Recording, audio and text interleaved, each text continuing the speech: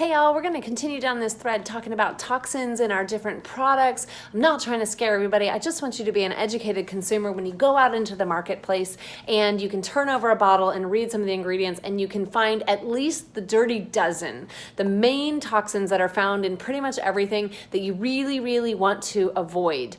And it's really scary. You would think that the Food and Drug Administration would filter those things out for us, but the truth is they give a free pass to all the chemical companies, and it's really on us, the consumers, to be the guinea pigs so that when we have a negative reaction or when they start seeing all these different problems with a certain ingredient, that's when it gets pulled off of the market. So a lot of these things that I'm educating you guys about are actually banned in Canada or banned in Europe or banned in Japan because they've done the studies before the product hit the market and they were like, nope, we're not selling that stuff. Unfortunately, in the United States, they don't take preventative measures. The Food and Drug Administration is there as an enforcement agency. It's largely a reactionary arm. It is not a preventative arm. So let's dive into the toxin of the day. These are PEG compounds. PEG stands for polyethyl glycol. PEG. Also, you may have seen as propylene glycol, but PEG, polyethylene glycol. PEG compounds is what they're called. And we want to steer away from these because they are found in cosmetics as thickeners, as solvents, as degreasers. So if you have something that, okay, first of all, they're emollients, so they soften and exfoliate things. They're emulsifiers, and so they kind of help for things like water and oil to mix. An emulsifier would be like what you would find in your peanut butter. You know, if you buy a natural peanut butter, it gets that oil on top, and I know nobody loves that and you got to stir it all up, but an emulsifier is a chemical that they add into the ingredient that helps that oil or the peanut butter, the peanut and the oil to kind of bind together into one cohesive product substance. And also PEG compounds are penetration enhancers. I actually have a whole entire talk about skin penetration enhancers. What that means is it's literally a chemical that goes in and it damages the layer of skin. It damages the cells of skin. It kind of rips your skin open and it allows other chemicals that are in the soup, the chemical soup of ingredients,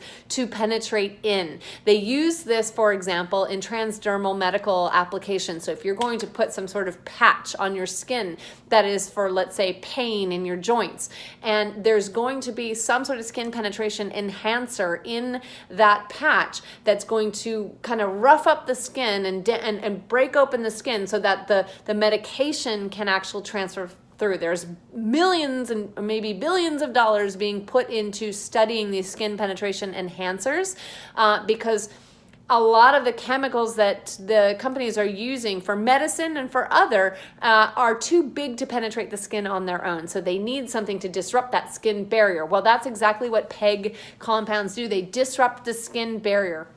The difference is that you're finding it in these different products, such as hair products, makeup, lotion, aftershave, deodorant, mouthwash, toothpaste. It's in all of these personal care products, but then all the rest of the ingredients in the product are not good to have in your bloodstream. So you don't want that skin penetration enhancer opening up that barrier and allowing all these other, different chemicals into your bloodstream. So we already know that anything you put on your skin is in your body, in your bloodstream within 26 seconds. So a penetration enhancer really is just like a door kicker that's like, flood the body, come on in, guys. We don't want that.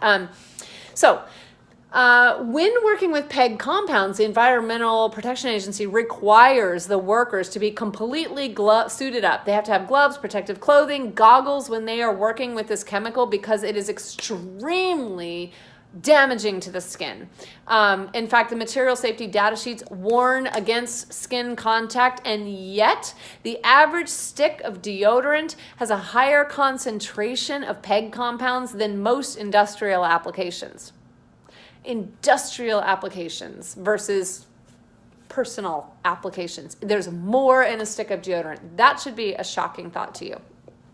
What does it do? It interferes with human development. It increases the skin permeability. That means that not only the other chemicals in a product can get in, so can bacteria, so can mold, so can whatever else is around your environment. It's opening up the skin, which is our protective barrier. Ethylene glycol is actually poisonous. They used to use it in antifreeze. They've changed, and it was used in World War I as a nerve gas. So it's got a nerve agent to it. It's nasty stuff. They switched from using it in antifreeze to propylene glycol, which is just kind of a variant of that. But it's also a known human carcinogen. So genotoxicity is what this lovely toxin is known for. It is deemed to be totally unsafe on broken skin because it causes irritation and systemic toxicity. But it increases skin permeability, as we already talked about. So yeah, don't use it on broken skin, but it breaks the skin. So I'm not sure where the disconnect is there, but you just want to generally stay away from this stuff. So what does it really do? It thickens the product. It dissolves grease. It's a surfactant. It's a wetting. It's an agent for that. They use it to de-ice airplanes. I don't know about you, but if it's de-icing an airplane, it probably shouldn't be in my face lotion. Just saying, or in my baby's face lotion, just saying. So PEG compounds are something that we definitely want to avoid. Now, scary thought is it is in our deodorant, it's in our toothpaste, and it's in our mouthwash. So that is why I use Thieves Young Living, completely 100% all natural, toxin-free, plant-based goodness infused with essential oils. You will not find, it is green, it is clean, you will not find anything nasty, you will not find a PEG compound in any of these things, okay? There's 3 different types of toothpaste. I have a whole other video on the different toothpastes that are offered by Young Living, but what you want in your toothpaste is the Thieves essential oils, which are lemon, eucalyptus, rosemary, cinnamon, clove, and then of course this also has some spearmint and some peppermint. Amazing flavor. But more than just the flavor, those oils do incredible things for your gums and for your teeth and for your general oral hygiene. The same thing with the Thieves mouthwash, y'all. If there is something on your bottle or the box that says call poison control, and it is a substance you're putting in your mouth or gargling with or giving to your children, you do not want that in your house. I cannot emphasize this enough. If it says call poison control, don't even buy it and bring it home. This stuff is so safe you could swallow the whole tube. You might get a tummy ache from it. I'm not gonna lie, I've not done it. But I have no fear of any of this getting ingested by any little humans in my home or pets or myself. It is totally clean and green and toxin-free. It doesn't have any PEG compounds in it. If they have to wear full-on hazmat suits and goggles and gloves to even work with that chemical, and yet they're putting it in your toothpaste and they're putting it in your mouthwash and you're putting it in your mouth and it's getting swallowed down into your body, despite all of the labels for how toxic it is and the genotoxicity and don't let it touch your skin. I'm just saying, common sense is common sense. Another thing that Young Living does as a wellness company, it has everything you need, one-stop shop. So if an average stick of deodorant has more PEG compounds in it than the average industrial application, personal application versus industrial application, and this is a higher concentration, not this one, but the ones you buy at the store, then ditch that stuff. Ditch your toxins and switch to something that is natural. Young Living has 2 different kinds of deodorant. They smell amazing. But again, you're getting all plant-based products, clean and green and toxin-free.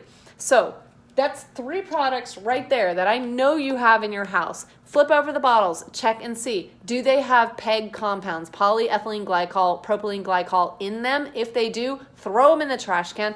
I don't really care if you spent $2 on it. You need to run to Young Living, get yourself on the program of ditching and switching the toxins, get yourself on Essential Rewards, and guess what? When you buy your toothpaste and you buy your mouthwash and you buy all of these wonderful toxin-free things, you get all these lovely, not all at once, but you get essential oils for free and you get points back for buying future things. So you get 10, 20, or 25% back. So when you're going to the store and you're buying your polyethylene glycol infused mouthwash or toothpaste, do you get 25% back at the register just for buying it?